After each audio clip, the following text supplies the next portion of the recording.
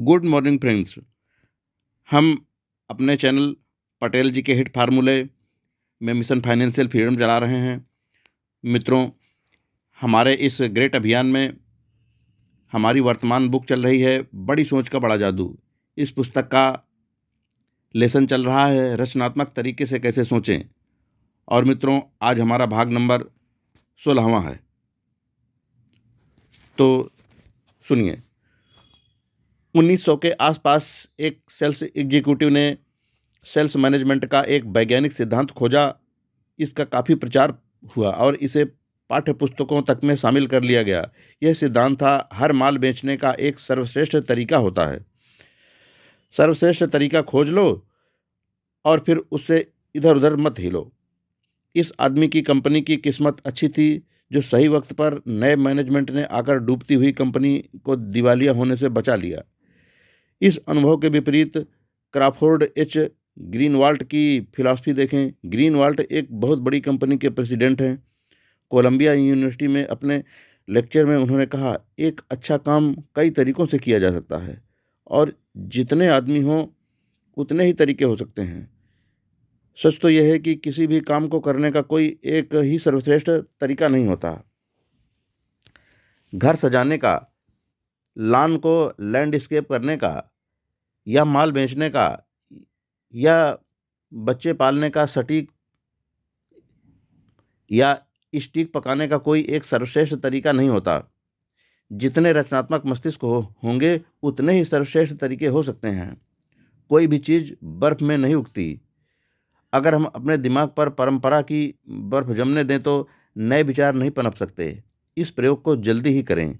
नीचे दिए गए विचार किसी को सुनाएं और फिर उसकी प्रतिक्रिया देखें। पहला नंबर, डाक तार विभाग काफ़ी समय से सरकारी एकाधिकार में है, क्यों ना इसे प्राइवेट कंपनियों के हवाले कर दिया जाए। दूसरा नंबर, राष्ट्रपति के चुनाव हर 4 साल की जगह 2 या 6 साल में होने चाहिए। तीसरा नंबर, रिटेल स्टोर्स के खुलने का समय सुबह 9 बजे से शाम 5 बजे के बजाय शाम को 1 बजे से 8 बजे तक होना चाहिए। चौथा, रिटायरमेंट की उम्र बढ़ाकर 70 साल कर देना चाहिए। ये विचार दमदार हैं या नहीं, व्यावहारिक हैं या नहीं, यह बात महत्वपूर्ण नहीं है। महत्वपूर्ण यह है कि कोई आदमी इन पर क्या प्रतिक्रिया देता है।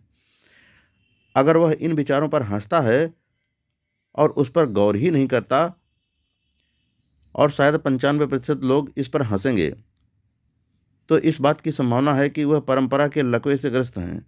परंतु 20 में से एक आदमी यह कहेगा, यह एक दिलचस्प विचार है, मुझे इसके बारे में विस्तार से बताएं। और इस आदमी में एक ऐसा दिमाग होगा जो रचनात्मक तरीके से सोच सकता है।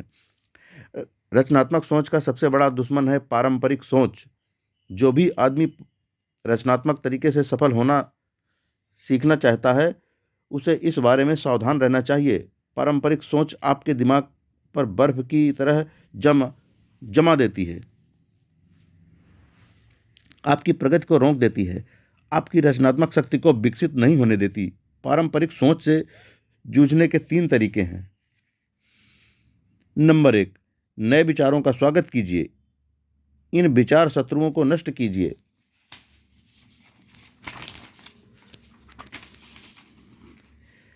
यह काम नहीं करेगा, इसे किया ही नहीं जा सकता, यह बेकार है और यह मूर्खतापूर्ण है।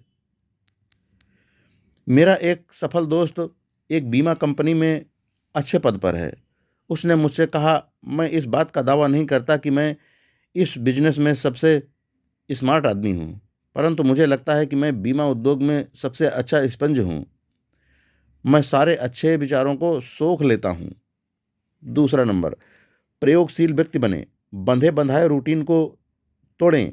नए रेस्तराओं में जाएं, नई पुस्तकें पढ़ें, नए थिएटर में जाएं, नए दोस्त बनाएं। किसी दिन अलग रास्ते से काम पर जाएं। इस साल अलग ढंग से छुट्टियां मनाएं। इस सप्ताह के अंत में कुछ नया और अलग करें। अगर आप डिस्ट्रीब्यूशन का काम करते हैं तो प्रोडक्शन, अकाउंटिंग, फाइनेंस और बिजनेस के दूसरे पहलुओं को सीखने में रुचि लें। इससे आपकी सोच व्यापक होगा और आप ज़्यादा जिम्मेदारी उठाने काबिल बन जाएंगे। तीसरा, प्रगतिशील बने, प्रगति विरोधी न बने। ऐसा न कहें, मैं जहाँ नौकरी करता था वहाँ यह काम इस तरीके से होता था, इसलिए हमें वहाँ भी इसे इसी तरीके से करना चाहिए। बल्कि यह कहें, जहाँ मैं नौकरी करता था वहाँ पर यह काम इस तरीके से होता था, इसे बेहतर तरीके से किस तरह किया जा सकता है। पीछे लें, पीछे ले जाने वाली बातें न सोचें, प्रगति का विरोध न करें। आगे ले जाने वाली बातें सोचें, प्रगतिशील तरीके से सोचें। सिर्फ इसलिए कि बचपन में आप सुबह पेपर बांटने या गाय का दूध निकालने के लिए 5:30 बजे उठ जाते थे, आप अपने बच्चों से ऐसा करने की उम्मीद नहीं रख सकते। कल्पना कीजिए क्या होगा अगर फोर्ड मोटर कंपनी का मैनेजमेंट यह सोच ले, इस साल अपने ऑटोमोबाइल के इतिहास में सर्वोत्कृष्ट सर्वश्रेष्ठ कार बना ली है। इससे आगे सुधार हो पाना संभव नहीं है। इसलिए सभी इंजीनियरिंग प्रयोग और डिजाइनिंग के प्रयोग अब हमेशा के लिए बंद किए जाते हैं। फोर्ड कारपोरेशन जैसी दिग्गज कंपनी भी इस तरीके का रवैया अपनाकर अपना बिजनेस चौपट कर लेगी। सफल बिजनेस कंपनियों की तरह ही सफल लोग भी खुद से यह सवाल पूछते हैं, मैं किस तरह अपने प्रदर्शन की क्वालिटी सुधार सकता हूँ, मैं किस तरह इस काम को बेहतर कर सकता हूँ। मिसाइल बनाने से लेकर बच्चे पालने तक के सभी मानवीय कामों में पूर्णता संभव नहीं है। इसका मतलब ये नहीं कि हर काम में सुधार की गुंजाइश हमेशा रहती है। सफल लोग इस बात को जानते हैं और वे हमेशा बेहतर तरीके खोजते रहते हैं। नोट: सफल आदमी ये नहीं पूछता क्या इसे बेहतर तरीके से किया जा सकता है, वह जानता है कि यह संभव है, इसलिए वह यह सवाल पूछता है, इसे बेहतर तरीके से कैसे किया जा सकता है। कुछ महीने पहले मेरी एक भूतपूर्व छात्रा ने बिजनेस में उतरने के 4 साल के भीतर ही अपना चौथा हार्डवेयर स्टोर खोल लिया। ये बहुत बड़ी बात थी। मैं जानता था कि उस महिला ने केवल $3,500 की छोटी सी पूंजी से बिजनेस शुरू किया था। उसे दूसरे प्रतियोगियों की ज़बरदस्त प्रतियोगिता का सामना करना पड़ रहा था और उसे बिजनेस में उतरे हुए अभी ज़्यादा समय भी नहीं हुआ था। स्टोर खुलने के कुछ समय बाद ही उसे बधाई देने के लिए मैं उसके स्टोर में गया। मैंने उससे बातों बातों में पूछा कि जब बाकी के व्यापारी एक स्टोर एक स्टोर तक ठीक से नहीं चला पा रहे हैं, तो वह किस तरह 3 स्टोर सफलतापूर्वक चला रही है, और उसने चौथा स्टोर भी शुरू कर दिया है। स्वाभाविक है, उसने जवाब दिया, मैं इसके लिए मेहनत करती हूँ, परंतु जल्दी उठने और देर तक मेहनत करने के कारण ही मैं 4 स्टोर खोलने में सफल नहीं हुई हूँ। मेरे बिजनेस में ज़्यादातर लोग कड़ी मेहनत करते हैं। मैं अपनी सफलता के लिए जिस बात को इसका सबसे ज़्यादा श्रेय देना चाहूँगी, वह है मेरा बनाया हुआ साप्ताहिक सुधार कार्यक्रम। साप्ताहिक सुधार कार्यक्रम, यह वाक्य सुनने में अच्छा लगता है, परंतु यह साप्ताहिक सुधार कार्यक्रम क्या है? मैंने पूछा। इसमें कोई बड़ी बात नहीं है, उसने कहा। यह सिर्फ एक योजना है जिसमें हर हफ्ते अपने प्रदर्शन को सुधारने के तरीकों पर मैं विचार करती हूँ। भविष्य में ज़्यादा सफल होने के लिए मैंने अपने काम को 4 भागों में बांट लिया है: ग्राहक, कर्मचारी, माल और प्रमोशन। पूरे सप्ताह में नोट्स बनाती हूँ और अपने दिमाग में आने वाले हर उस विचार को लिख लेती हूँ कि मैं किस तरह अपने बिजनेस को सुधार सकती हूँ।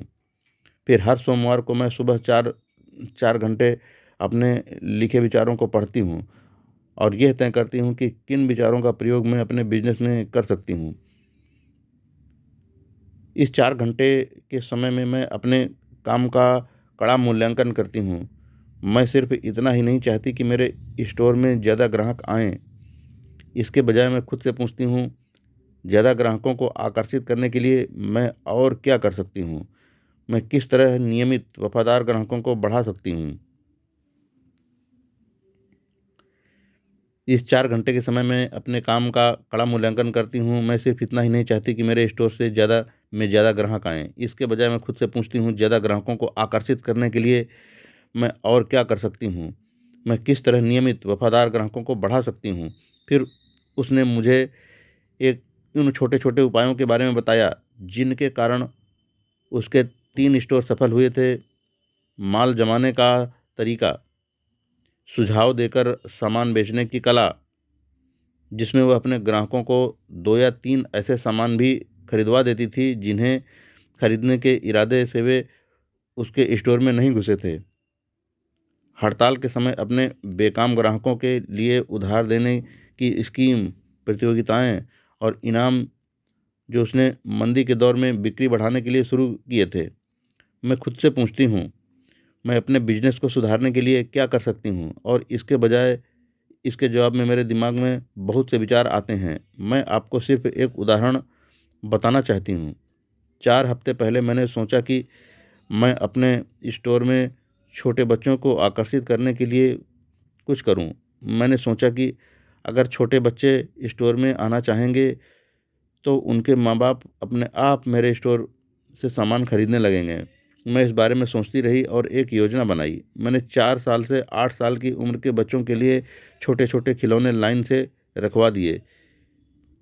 खिलौनों को रखने में ज़्यादा जगह नहीं लगी थी और बच्चे इन्हें धड़ाधड़ खरीद रहे थे, जिससे मुझे बहुत फ़ायदा हुआ। परंतु इससे भी बड़ा फ़ायदा यह हुआ कि इन खिलौनों के कारण मेरे स्टोर में ज़्यादा ग्राहक आने लगे। यकीन कीजिए, उसने आगे कहा, मेरा साप्ताहिक सुधार कार्यक्रम सचमुच काम करता है। मैं सिर्फ अपने काम से यह सवाल पूछती हूँ, मैं किस तरह अपने काम को सुधार सकती हूँ, और मुझे जवाब अपने आप मिल जाते हैं। ऐसा दिन शायद ही कोई होता हो जब मेरे दिमाग में ज़्यादा मुनाफा कमाने की कोई योजना ना आती हो। और मैंने सफल बिजनेस के बारे में एक और महत्वपूर्ण बात सीखी है जो हर बिजनेसमैन को सीखनी चाहिए। वह क्या है, मैंने पूछा। सिर्फ यह है, आप बिजनेस शुरू करते समय कितना जानते हैं यह महत्वपूर्ण नहीं होता, परंतु आप बिजनेस शुरू करने के बाद कितना सीखते हैं और अपने आप को कितना सुधारते हैं, यह बेहद महत्वपूर्ण होता है। बड़ी सफलता उन्हीं लोगों का दरवाज़ा खटखटाती है जो लगातार खुद के सामने और दूसरों के सामने ऊंचे लक्ष्य रखते हैं, जो अपनी कार्यक्षमता सुधारना चाहते हैं, जो कम लागत पर बेहतर माल देना चाहते हैं, जो कम प्रयास में ज़्यादा काम करना चाहते हैं। ऊंची सफलता उसी आदमी को मिलती है जिसका रवैया होता है, मैं इसे बेहतर तरीके से कर सकता हूँ। जनरल इलेक्ट्रिक का स्लोगन है, प्रगति हमारा सबसे महत्वपूर्ण प्रोडक्ट है। क्यों ना आप भी प्रगति को अपना सबसे महत्वपूर्ण प्रोडक्ट बनाएं। मैं इसे बेहतर तरीके से कर सकता हूँ वाली फिलॉसफी जादू की तरह काम करती है। जब आप खुद से पूछते हैं, मैं इसे किस तरह सुधार सकता हूँ, तो आपका रचनात्मक बल्ब जल उठता है और आपके दिमाग में काम करने के बेहतर तरीके अपने आप आने लगते हैं। यहाँ एक दैनिक अभ्यास दिया जा रहा है जिसकी मदद से आप मैं इसे बेहतर तरीके से कर सकता हूँ रवैये की शक्ति को रवैये की रवैये की शक्ति को पहचान सकते हैं और विकसित कर सकते हैं। हर दिन काम शुरू करने से पहले 10 मिनट ये सोचें, आज मैं अपने काम को किस तरह सुधार सकता हूँ, पहले से बेहतर कर सकता हूँ। पूछें, आज मैं अपने कर्मचारियों का उत्साह किस तरह बढ़ा सकता हूँ, आज मैं अपने ग्राहकों के लिए क्या खास कर सकता हूँ, मैं अपनी व्यक्तिगत कार्यक्षमता किस तरह बढ़ा सकता हूँ। यह अभ्यास आसान भी है और बड़े काम का भी। इसे आजमा कर देखें और आप पाएंगे कि इसके रचनात्मक तरीकों का प्रयोग करने पर आप बड़ी सफलता हासिल कर सकते हैं। जब भी मैं और मेरी पत्नी एक दंपति से मिलने जाया करते थे, हमारी चर्चा कामकाजी महिलाओं के बारे में होने लगती थी। शादी से पहले श्रीमती एस नौकरी करती थी और उन्हें नौकरी करना अच्छा लगता था। परंतु जब वे कहा करती थी, अब मेरे 2 बच्चे स्कूल में पढ़ रहे हैं, मुझे घर संभालना पड़ता है और खाना बनाना पड़ता है, अब मेरे पास नौकरी करने का समय नहीं है। फिर एक रविवार की शाम को मिस्टर और मिसेज एस अपने बच्चों के साथ कहीं से आ रहे थे। उनकी कार का एक्सीडेंट हो गया। किसी और को तो कोई खास चोट नहीं आई, लेकिन मिस्टर एस की रीढ़ की हड्डी में गंभीर चोट आई और वे हमेशा के लिए अपंग हो गए। अब मिसेज एस के पास नौकरी करने के अलावा कोई विकल्प नहीं बचा था। जब हमने उस दुर्घटना के कुछ महीनों बाद मिसेज एस को देखा तो हम यह देखकर दंग रह गए कि उन्होंने अपनी नई जिम्मेदारियों को बखूबी संभाल लिया है। आप जानते हैं, उन्होंने कहा, 6 महीने पहले मैं कल्पना भी नहीं कर सकती थी कि मैं घर संभालने के साथ साथ फुल टाइम नौकरी भी कर पाऊंगी। परंतु एक्सीडेंट के बाद मैंने यह फैसला किया कि मुझे समय निकालना ही पड़ेगा। यकीन मानिए, मेरी कार्य क्षमता पहले से 100% ज़्यादा बढ़ चुकी है। मैं ऐसे बहुत से काम किया करती थी जो महत्वपूर्ण नहीं थे और जिन्हें करने की कोई ज़रूरत भी नहीं थी। फिर मैंने यह भी जाना कि मेरे बच्चे मेरी मदद कर सकते थे और वे मेरी मदद करना चाहते थे। मैंने समय बचाने के दर्जनों तरीके ढूंढ लिए। स्टोर के कम चक्कर लगाना, कम टीवी देखना, टेलीफोन पर कम बात करना, समय को कम बर्बाद करना। इस अनुभव से हमें एक सीख मिलती है। काम करने की क्षमता एक मानसिक स्थिति है। हम कितना ज़्यादा काम कर सकते हैं, यह इस बात पर निर्भर करता है कि हम अपनी क्षमताओं के बारे में क्या सोचते हैं। जब आपको सचमुच विश्वास होता है कि आप ज़्यादा काम कर सकते हैं, तो आपका दिमाग रचनात्मक तरीके से सोचता है और आपको रास्ता दिखा देता है। दोस्तों, आज का अपना 16वां भाग हम यहीं पर पूरा करते हैं। अगला भाग हम अगले भाग में प्रस्तुत करेंगे। तब तक के लिए दोस्तों, जय हिंद।